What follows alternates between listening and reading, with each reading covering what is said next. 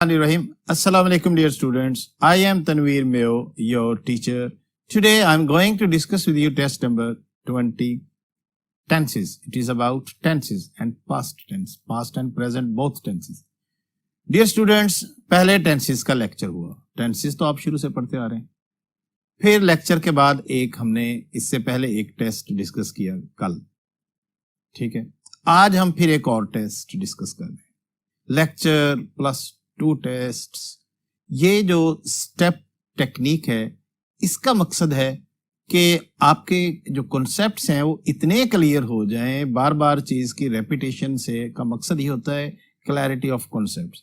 Concepts इतने clear हो जाएं कि जब आप एंटी टेस्ट में बैठे, जैसे ही एमसीक्यू आया और उसको आप as early as possible minimum time में आप उसके कॉन्सेप्ट को समझ जाएं. उसमें जो चीज आई है फौरन उसको एनालाइज करें. इससे आपका हाईएस्ट स्कोर हो. So any test needs clarity of concepts. You can gain maximum marks. हमारा मकसद भी यही है. ठीक है. तो आज मैं उम्मीद करता हूं कि ये टेंसेस का दूसरा टेस्ट है. आज आपके सारे एमसीक्यूज ठीक निकलने चाहिए. तो let's see how have you done today. Let's move to the board.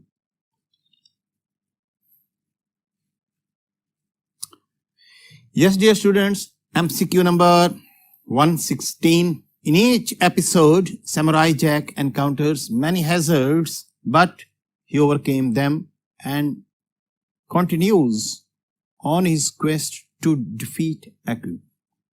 जुमले को जब हम देखते हैं तो इसको हमने देखा है कि each, उसमें तो कोई प्रॉब्लम नहीं है. लेकिन encounters, एक जगह प्रेजेंट टेंस आया, many hazards, but he overcame, ये अब पास्ट टेंस आ गया. Then and continues, फिर आगे present tense आ गया. To his guest to defeat भी present in मतलब infinitive tense समझा जाता है. ठीक है. तो जब हम इस तरह का जुमला हमें आता है, हमें मुसलसल एक से ज्यादा verbs आते हैं, तो हमने sequence of tense को फॉलो करना होता है. अब मेन जुमला जो है वो present, each episode जो है वो रूटीन को शो करता है. उसके हर एपिसोड में भी ये करता है. ठीक है.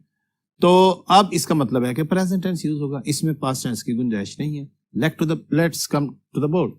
अब ये देखें, इसमें एनकाउंटर्स पहला प्रेजेंट टेंस आया, यहां पे पास्ट टेंस आ गया और वहां पे जो है ओवरकेम, फिर दोबारा प्रेजेंट टेंस आ गया.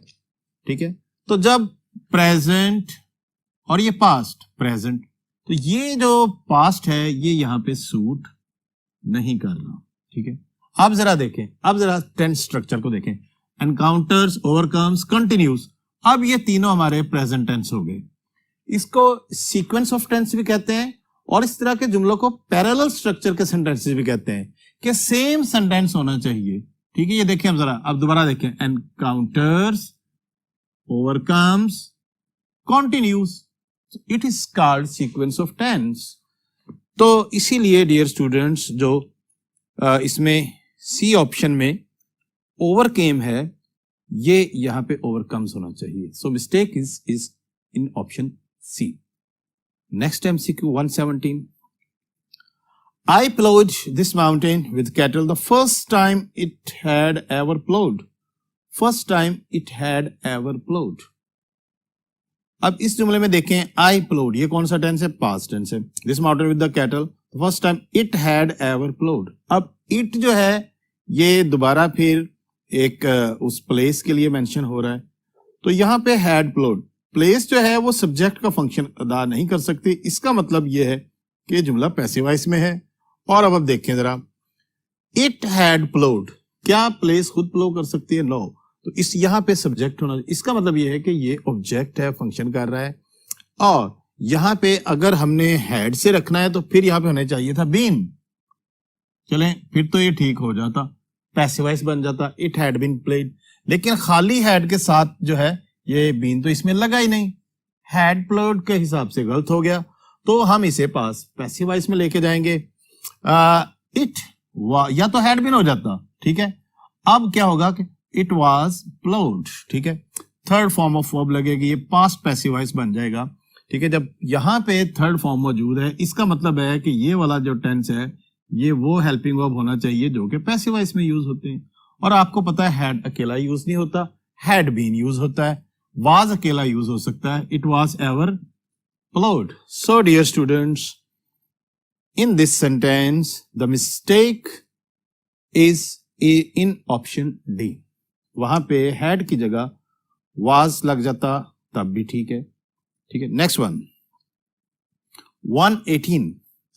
I saw a very nice jacket in Frankfurt at the weekend, but I didn't have enough money with me, so I haven't buy. इस जुमले में देखें जी, सा कौन सा टेंस है? पास्ट. उसके बाद didn't have, ये भी पास्ट है, did plus first form negative sentence है. आगे I have प्रेजेंट टेंस आ गया. Look at the board. ये देखें, सा past tense, didn't have past tense, have ये प्रेजेंट टेंस आ गया. ठीक है. अब एक जुमला पास्ट में चल रहा है, यहां पे प्रेजेंट टेंस की गुंजाइश नहीं है, यहां पे भी पास्ट टेंस ही होना चाहिए. और क्योंकि ये जुमला फिर जान जाएगा past plus past. Sequence of tense में जब एक जुमला पास्ट में आ जाए, जुमले का एक हिस्सा पास्ट में आ जाए, तो दूसरा भी पास्ट टेंस में होता है. तो इस लिहाज से अब जरा देखें, सा हो जाएगा didn't have, आगे जो है weekend but I didn't have, वो तो ठीक है बनी. लेकिन एंड पे जो डी में उसने लिखा है आई हैवंट बाय, यहां पे हैवंट की जगह डिडंट हो जाएगा. तो ये पास्ट पास्ट पास्ट, हमारा जो सीक्वेंस ऑफ टेंस है वो एग्जैक्ट हो जाएगा जो हमें चाहिए. So dear students, option D गलत है. यहां पे प्रेजेंट टेंस नहीं होना चाहिए था, यहां पे भी पास्ट टेंस डिडंट होना चाहिए था. Next one, meats were preserving by salting and drying and by freezing when the weather was cold enough. इसमें ऑप्शन ए में देखें जरा, meats were preserving, गोश्त प्रिजर्व. क्या कोई ऑब्जेक्ट, कोई चीज अपने आप को प्रिजर्व कर सकती है? नो. यहाँ पे कोई सब्जेक्ट जो एजेंट डूअर ऑफ एक्शन है वो होना चाहिए. मसलन पर्सन्स, पीपल कैन, थ्रिफ्टी हाउसवाइफ्स प्रिजर्व्ड. याद है जुमला? सो meats were preserving, इसका मतलब ये है कि जुमले में मिस्टेक है. वाजवर जो है ऑब्जेक्ट को उसने एज अ सब्जेक्ट फंक्शन करा रहा है, डेट इज रॉन्ग.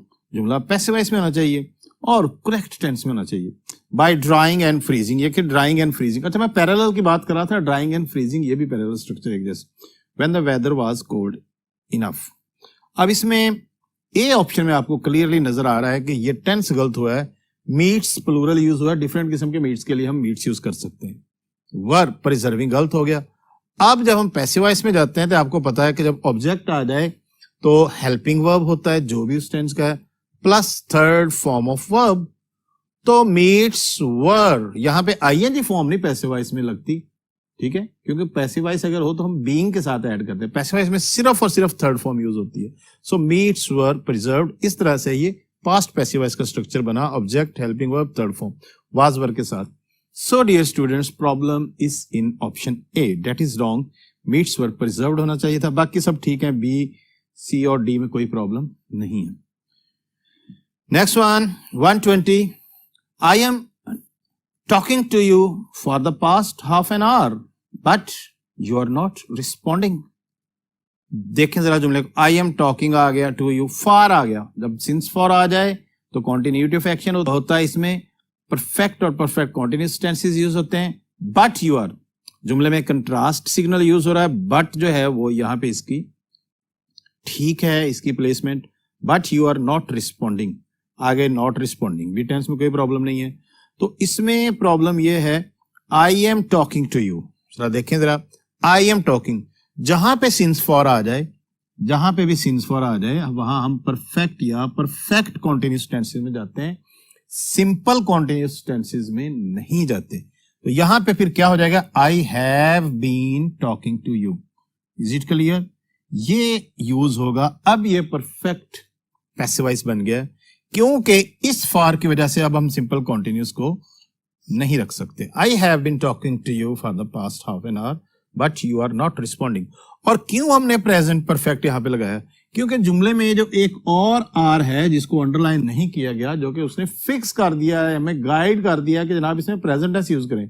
इस तरह का जो अगर वर्ब उसने अंडरलाइन नहीं किया होता, उसका मतलब ये होता है कि आपने जुमले के इस हिस्से को भी इसके अकॉर्डिंगली इसी टेंस के सीक्वेंस से मैच करना है. Is it clear?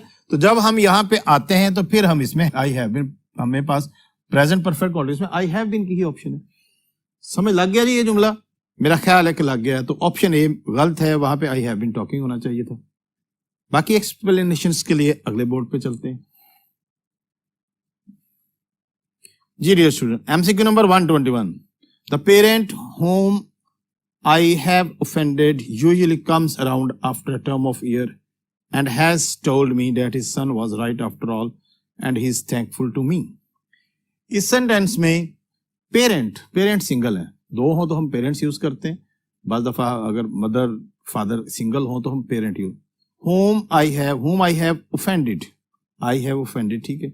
Usually comes, usually की वजह से हमने प्रेजेंट टेंस यूज किया है, ठीक है। Usually comes around after term of and has told me. अब यहां पे देखें, जब यूजुअली लग गया, यूजुअली कम्स एंड, तो ये टेंस भी यूजुअली के लिहाज से तो हैज टोल्ड प्रेजेंट परफेक्ट में नहीं होना चाहिए था। That his son was right and that he is thankful to me. तो इस सेंटेंस में जो मिस्टेक है वो सी पार्ट में है, हैज टोल्ड मी। क्या होना चाहिए? अब जरा जुमले को देखें जरा। The parent have whom I have offended usually comes. अब यूजुअली के साथ ये यूजुअली इसके साथ इसको भी क्वालिफाई कर रहा है, इसको भी क्वालिफाई कर रहा है। आपको पता है कि प्रेजेंट इंडेफिनिट टेंस में जो खास वर्ड है always, never, usually, often, rarely, seldom, ये यूज होते हैं। और तो ये भी प्रेजेंट होगा और ये भी प्रेजेंट होगा। इस तरह से इसका sequence of tense present plus present और पैरेलल भी हो जाएगा। Next one, MCQ number 122, By yesterday evening, I cleaned the whole downstairs to prepare the portion for guests. By जहां पे आ गया वहां पे हमने perfect tense यूज करना है, ठीक है। By yesterday evening, अब यहाँ पे हमने perfect tense यूज करना है। तो इसमें I cleaned जो B ऑप्शन है उसमें मिस्टेक है, यहाँ पे had cleaned होना चाहिए था, ठीक है। By मसलन by हम ऐसे he will have reached by now, अब तक वो पहुंच गया होगा, ठीक है। तो इस तरह से by जो है वो परफेक्ट सिग्नल, पास्ट या प्रेजेंट परफेक्ट दोनों में यूज हो सकता है, फ्यूचर परफेक्ट में भी यूज हो सकता है। So option B is right. बाकी सी में भी कोई प्रॉब्लम नहीं है, to prefer, to plus first form है, कोई इसमें इशू नहीं है। पोर्शन में भी कोई प्रॉब्लम नहीं है, बाय यस्टरडे में भी कोई प्रॉब्लम नहीं है। So dear students, option B is wrong, यहाँ पे हैड क्लीन्ड होना चाहिए था।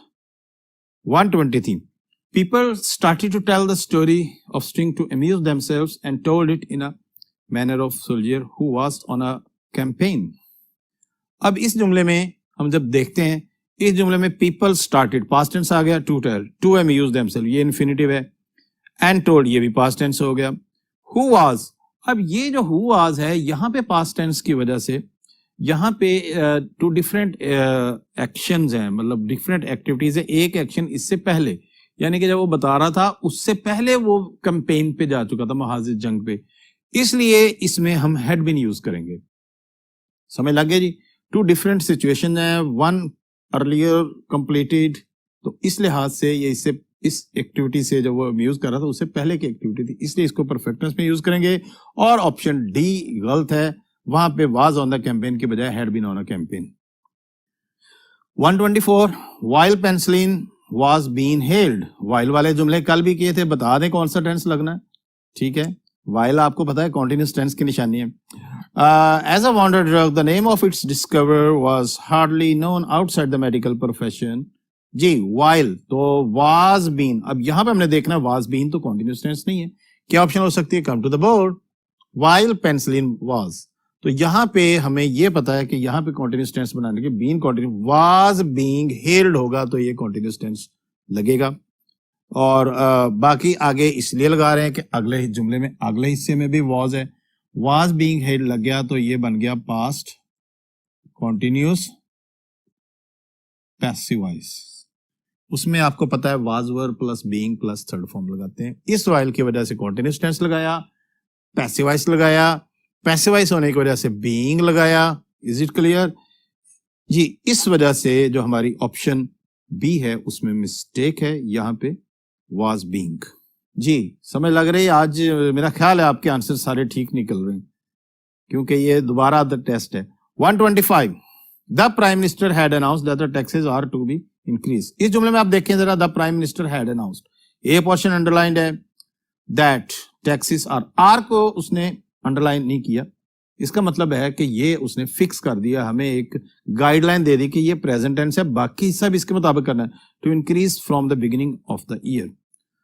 सेंटेंस को देखें जरा। प्राइम मिनिस्टर हैज, अब यहां पे जब इस आर को हम यहां पे पहले हिस्से में हैड अनाउंस को प्रेजेंट में कन्वर्ट कर देंगे, जहां पे गलती है तो वहां पे क्या आ जाएगा, एज। अब जरा देखें, ये भी प्रेजेंट हो गया, ये भी प्रेजेंट हो गया, present plus present sequence of tense भी ठीक हो गया, पैरेलल हो गया। So dear students, option A में हैड की बजाय हैज होना चाहिए।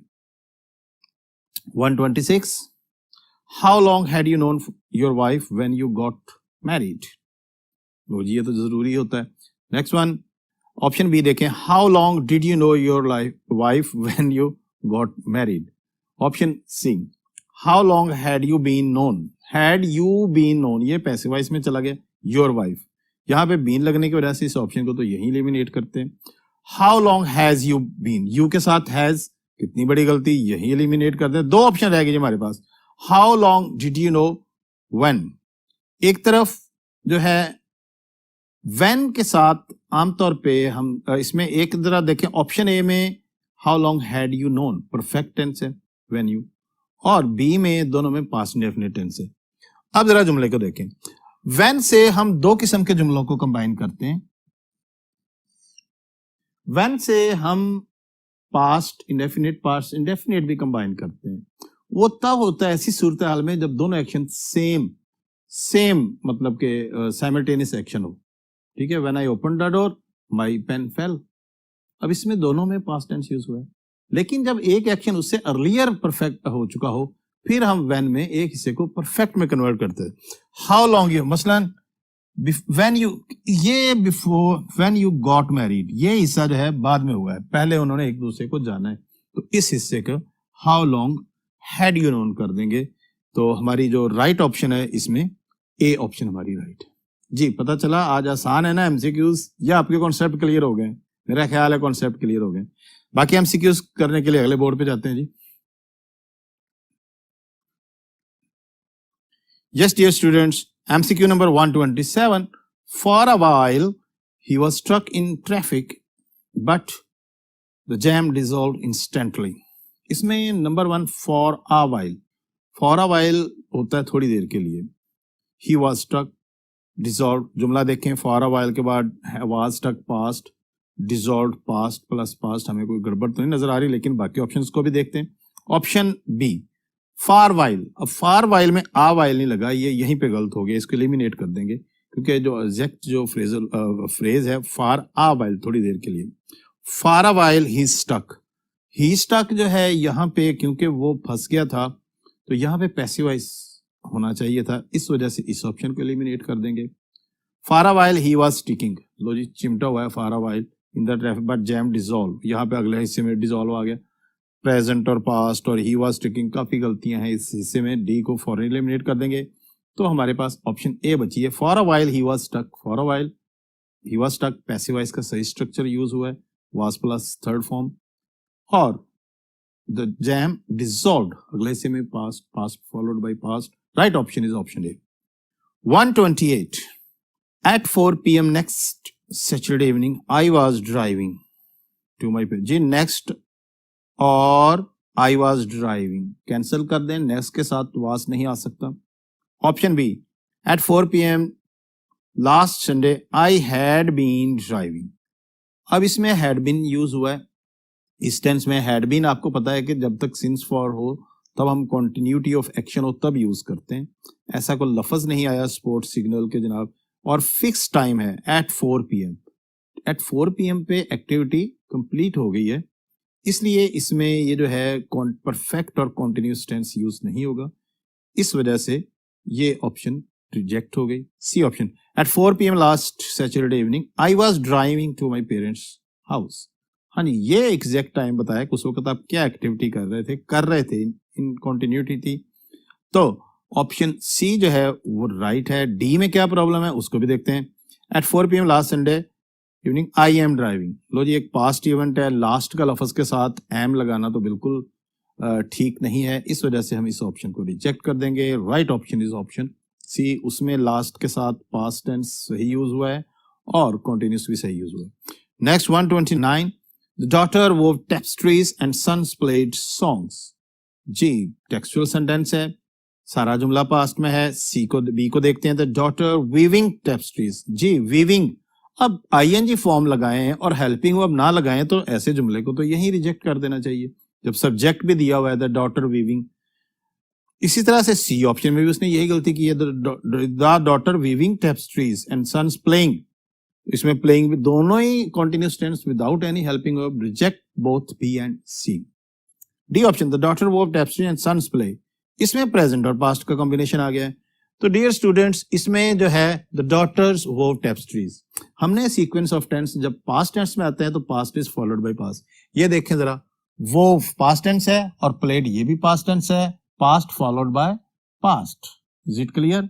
सो sequence of tense is correct, that is why our option A is right. उसमें सही सीक्वेंस ऑफ टेंस को पास्ट इंडेफिनिट को यूज किया गया। 130, the Johnsons had moved 3 times in the past year। Option B, the Johnsons have moved 3 times in the next। लो जी, have और next का कॉम्बिनेशन गलत हो गया, इस ऑप्शन को तो यही एलिमिनेट करें, बाकियों को और करते हैं। The Johnsons have, जैसे the Johnsons, ये भी याद रखें, फैमिली नेम जब होते हैं तो उनको कैपिटलाइज कर देते हैं और दा लगाते हैं प्लूरल, तो फिर वो फैमिली नेम बन जाता है। The Johnsons have moved 3 times in the past year।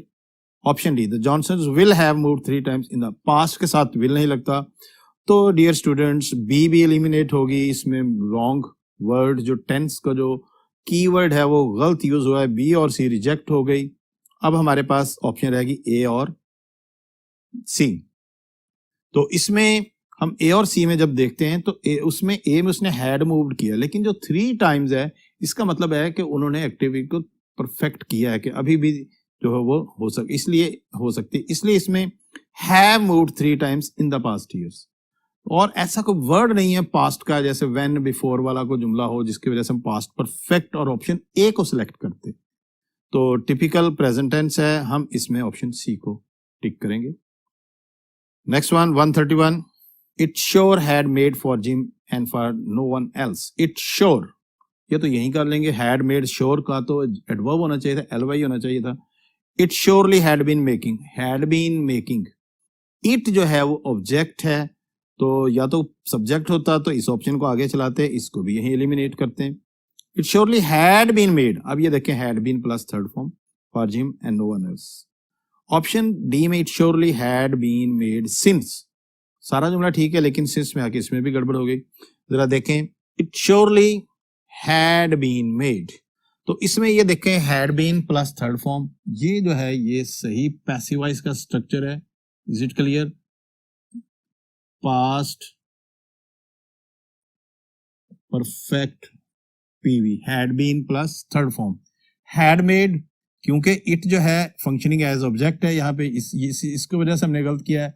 Had been making तो काफी हो गया क्योंकि सिंस फॉर का इस्तेमाल नहीं है, तो इस वजह से हमारा जो आंसर है इसका सी ठीक है। 132, ऑप्शन है where you are coming from. Where से जुमला शुरू हो रहा है, आगे यू आर आ गया तो आर यू होना चाहिए था, इसको यही एलिमिनेट कर दें, क्योंकि इंट्रैक्टिव सेंटेंसेस में जब इंट्रैक्टिव प्रोनाउन लगा हो तो हेल्पिंग वर्ब पहले आता है, आर पहले होना चाहिए था। Where are you coming from, ये जुमला कुछ ठीक लग रहा है, with this wave of fragrance. C option, where are you coming from with this wave of fragrance, इसमें तो कोई फर्क नहीं लग रहा है आपको कुछ? जरा डी को चेक करते हैं। Where have you coming from, where have you coming, अब या तो यहाँ पे वेयर हैव यू कमिंग या तो आर होता तो फिर ठीक था, हैव के साथ तो या तो हैव बीन कमिंग तब भी ठीक था, तो डी ऑप्शन को भी एलिमिनेट कर दें। डी एलिमिनेट हो गई, ए एलिमिनेट हो गई, बी और सी में डिफरेंस क्या है जी ये बताना आपने। जब जुमले में डिफरेंस ना मिले तो गौर से पढ़ें, देखें जरा, इस तरह से पैरेलल पढ़ना शुरू कर दें एक एक लफ्ज को। वेयर वेयर कॉमे दोनों में है, where are are, you coming from from, with, इस तरह से पढ़ें, इस तरह एलिमिनेट आपने, जहां फंस गए फिर इस तरह से आपने एलिमिनेट करना ऑप्शन को। विद दिस, कोई डिफरेंस आ रहा है? This wave wave of fragrance fragrance. आगे हम गए हैं तो डिफरेंस नजर आ गया कि जुमले में जो क्वेश्चन मार्क है वो एक में लगा हुआ है, एक में नहीं लगा हुआ। तो जब व्हेन वेयर वाई से जुमला शुरू हो, क्वेश्चन मार्क नहीं होगा तो पंक्चुएशन तो अब अहम हिस्सा बन चुकी है ना एंटी टेस्ट का। तो डियर स्टूडेंट्स, इस वजह से हमारी सी ऑप्शन एलिमिनेट हो गई और बी ऑप्शन राइट हो गई। इस तरह के ऑप्शन से जरा परहेज करना, देखना है carefully. 133, agriculture mechanisation being introduced. अब बीइंग इंट्रोड्यूस्ड पैसिव वॉइस बनाया, इज आर लगाने, यही एलिमिनेट कर दें। एग्रीकल्चरल मैकेनाइजेशन इज बीन, इसके साथ बीन नहीं आता क्योंकि इज ही इज की थर्ड फॉर्म तो है ये बीन ऑलरेडी, दोनों वर्ब इकट्ठे नहीं आएंगे, इस वजह से इसको एलिमिनेट करेंगे। काफी गलत जुमला है। Option C, agriculture mechanization is being introduced with considerable caution. Is being introduced कौन सा टेंस बन गया जी? Present continuous passive voice. D में देखें, agriculture mechanization has being, has be के साथ बीइंग नहीं लगता, इंट्रोड्यूस्ड विद कंसिडरेबल कॉशन। तो हमारी ऑप्शन सी ठीक है। क्यों ठीक है?